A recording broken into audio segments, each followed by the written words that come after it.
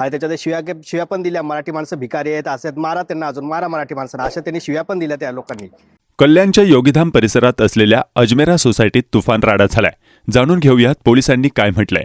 कल्याणच्या खडकपाडा भागात अखिलेश शुक्ला नावाच्या एका सरकारी अधिकाऱ्यानं अभिजित देशमुख या मराठी माणसाला मारहाण केल्याची घटना घडली. कल्याणच्या योगीधाम परिसरातील अजमेरा सोसायटीत ही घटना घडली आहे. अखिलेश शुक्ला यांनी अभिजित देशमुख यांना गुंड बोलवून मारला आहे असा आरोप करण्यात येतोय. या घटनेत अभिजित देशमुख जखमी झाले आहेत आणि त्यांच्यावर मुंबईतल्या सायन रुग्णालयात उपचार सुरू आहेत. कल्याणच्या खडकपाडा भागात योगीधाम परिसरात अजमेरा सोसायटी आहे.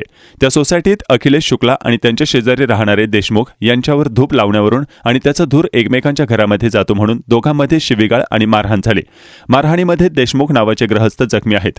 या प्रकरणी पुढील तपास आम्ही करत आहोत. देशमुख यांची तक्रार होती त्याप्रमाणे एफआयआर दाखल केली आहे. तसंच शुक्ला यांच्या तक्रारीवरून एफआयआर दाखल करण्यात आली आहे. देशमुख जखमी अवस्थेत आहेत, त्यांच्यावर उपचार करण्यात येत आहेत. सोसायटीच्या काही तक्रारी आहेत. मारामारीचा गुन्हा दाखल झाला आहे असं पोलिसांनी सांगितलं. शुक्ला हे सरकारी नोकरीवर आहेत. ते काय काम करतात त्याची चौकशी करण्यात येत आहे. वरिष्ठ पोलीस निरीक्षक अमरनाथ वाघमोडे यांनी ही माहिती दिली. विजय कळविट्टे हे याच सोसायटीत राहतात. त्यांनी माध्यमांना सांगितलं, मी माझ्या घरात बसलो होतो. त्यावेळी शुक्ला यांनी अभिजित देशमुख यांची खोली काही माणसांना दाखवली.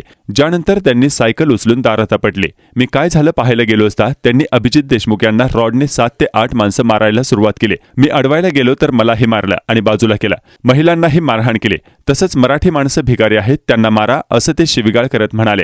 अभिजित देशमुख यांना 10 ते 12 टाके पडले आहेत, इतकं मारण्यात आलंय.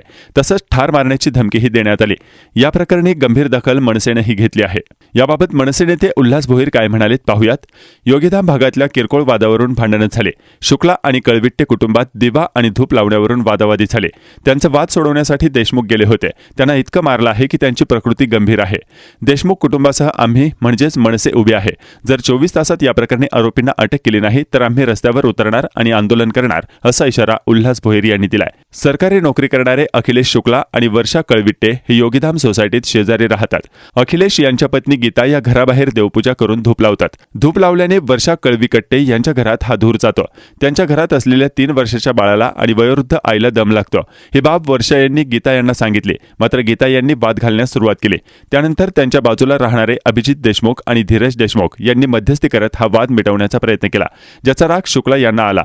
त्यांनी काही लोकांना बोलावून या दोघांना मारहाण केली. या घटनेत अभिजित देशमुख गंभीर जखमी झाले आहेत. त्यांच्यावर सायन रुग्णालयात उपचार सुरू आहेत. तर रात्री मी घरी गेल्यावर फ्रेश होऊन बसलो होतो, तर त्या माणसाने घरातून त्या लोकांना त्याची रूम दाखवली आणि रूम दाखवल्यावर ती पोरं बाहेर आली आणि सायकल उचलून त्याच्या दरवाजात आपटली. मग मी बाहेर आलो काय झालं म्हणून बघायला, तर त्यांनी जेव्हा तो समोरचा माणूस बाहेर आला तर त्यांनी डायरेक्ट मारायला घेतला. हे 7-8 जण आली, त्याला डायरेक्ट रॉड मारायला लागली. मग त्याच्यामध्ये मी अडवायला गेलो तर त्यांनी मला पण मारहाण केली आणि बाजूला ढकलून दिलं.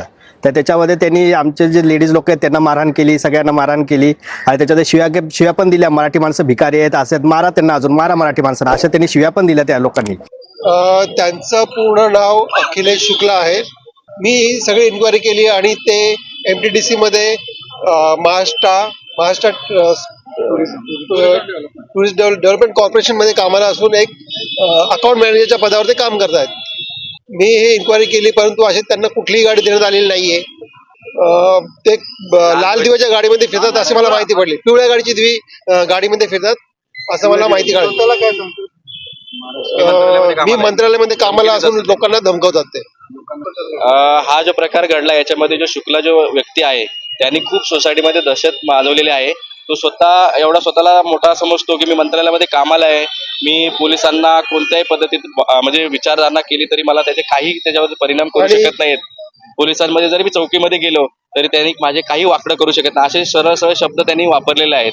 आणि तो इकडे सोसायटीमध्ये प्रत्येक वेळेला गाडी कुठेही लावणे, कुणालाही धमकावणे, सोसायटीमध्ये काही अपशब्द बोलणे, लेडीज बद्दल अपशब्द काढणे आणि त्यांची लेडीज सुद्धा आमच्या लास्ट इयरचा जो महाशिवरात्रीचा उत्सव झाला त्याच्यामध्ये त्या महाशिवरात्रीच्या कमिटीमध्ये मी कार्याध्यक्ष आहे. तर मला नंतर माझ्या कमिटीकडून कळलं की ह्याच्याच मिसेसनी रात्री 1 वाजता त्या शिवमंदिरामध्ये नको ते कारण सांगून तिकडे पूर्ण राडा करायचा प्रयत्न केला. म्हणजे आमचा जो अभिषेक चालला होता त्याच्यामध्ये खूप मोठा गदारोळ केला. त्यानंतर मग कमिटीतले काही सदस्य आल्यानंतर त्यांनी तो थांबवला. परंतु त्यांनी त्यावेळेलाही धमकी दिली आमच्या मंडळाला की तुम्ही माझं काही करू शकत नाही, कारण मी कुठल्या पदावरती काय ते मी तुम्हाला तशा पद्धतीने दाखवेल. तर ही कुठंतरी गोष्ट आता थांबली पाहिजे आणि नाही, तो कुठल्याही मोठ्या असा पदावरती नाहीये, फक्त तो धमकवण्याचा प्रयत्न करतो. तो जो गाडीमध्ये दाखवतो की माझी मंत्रालयाने दिलेली गाडी वगैरे हे सगळं बोगस आहे. ती रितसर पोलिसांनी चौकशी करावी, कारण त्याच्याकडे कसा कुठलाही शासकीय असा मोठा पदाचा काही त्याच्याकडे हक्क नाहीये. आणि आम्हाला न्याय मिळेल या आशेने आम्ही सर्वजण एकत्र आलो. सर, काल रात्रीची घटना आहे जी आमच्या व्हॉट्सअप ग्रुपवरती आलेली आहे की शेजारच्या मावशीनं त्या ठिकाणी धुरासाठी त्या ठिकाणी समोरच्याला काहीतरी बोलले शुक्ला या व्यक्तीला. त्यानंतर त्यांचा वादावाद झाल्यानंतर त्यांचा वाद कोपाला जायला लागला, तर शेजारचे देशमुख परिवार हे एकत्र आले आणि त्यांनी मिटवण्याचा प्रयत्न केला, सोडवण्याचा प्रयत्न केला. पण त्या ठिकाणी थोड्याच वेळानंतर ते सुटलं आणि त्याच्यानंतर त्या शुक्ला या व्यक्तीने 10-15 लोकांना बाहेरून बोलवले, गुंडे लोकांना, आणि त्यांनी भयान यांच्या घरातच घुसून यांना मारहाण केली. मारलं एवढं जबरदस्त मारलेलं आहे की त्या माणसाला आज 15-20 टाके पडलेले आहेत. त्याच्यानंतर तो व्यक्ती सिरियस आहे. दोघं बंधू आहेत. त्याच्यानंतर त्यांनी सर्वांनी मिळून पोलीस स्टेशनला जाऊन त्यांनी जबान्या दिल्यात.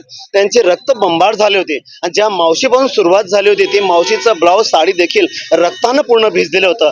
अशा अवस्थेत त्या ठिकाणी त्यांच्यासोबत काही बिल्डिंगमध्ये राहणारे रहिवासी सर्व एकत्र गेले पोलीस स्टेशनमध्ये, पण पोलिसांनी ती गोष्टी नाकारली, घेत नव्हते.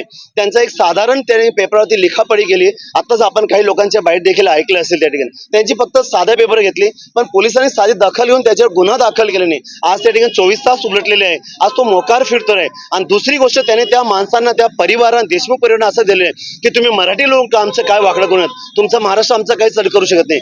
आम्ही बघा फोन लावले, आज 10-15 माणसं आमच्यासाठी आलेले आहेत. तुमचं कोण आहे? तुमचं नातगोत सुद्धा येऊ शकत नाही, तेव्हा तुमचं कोण? म्हणून त्या ठिकाणी त्या माणसाची जबरदस्ती आपली त्या ठिकाणी दादागिरी वाढलेली आहे. त्यानंतर तो शासनाच्या नावाखाली सर्वसामान्य लोकांना दहशत माजवलेली आहे. हा पूर्ण विधान परिसर त्या ठिकाणी आज भीड वातावरण मध्ये पसरत आहेत. ते लहान मुलं असो या कोठे असो कोणतेही असो, तर त्या माणसाने याच्या व्यतिरिक्त अजून देखील आई बहिणींचा एवढा अवमान केलेला आहे की मी हा सर्व लोकांकडनं ऐकलेलं, ग्रुपमधून ऐकलेलं आहे की त्याने रेपची देखील धमकी दिलेली आहे. तुम्ही आमचं काहीच करू शकत नाही. तर आमची ही जी पुढचे आमचे नियोजन आहे हे सर्वांच्या मताने सर्वजण त्या ठिकाणी उद्या जर संध्याकाळपर्यंत त्या माणसाला त्या ठिकाणी अटक नाही झाली तर उद्या नंतर आम्ही परवाला पूर्ण ह्या कल्याण शहरामध्ये जागोजागी मुरबाड रोड आहे त्याच्यावर आंदोलन होईल. जर त्याच्यावर देखील अन्याय आम्हाला त्या ठिकाणी न्याय नाही मिळाला, अन्याय वाढत राहिला, तर आम्ही त्या ठिकाणी रेल्वे रोको देखील हा आंदोलन करणार आहे.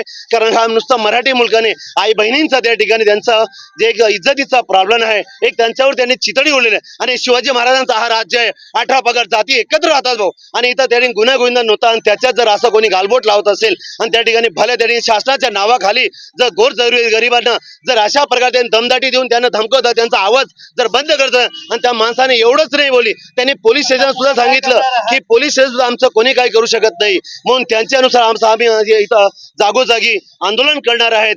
आणि याच्यानंतर आम्ही शासनाला विनंती करतो की आपण शासन आहात, आमचे मायबाप आहात, आपण त्या ठिकाणी या गुन्हेगाराला माफी देऊ नये, त्याला आळा घालू नये. तो शासन प्रशासन असो, पोलीस स्टेशन असेल, आणि याच माध्यमाने सर्व मीडियानं देखील मी धन्यवाद करतो की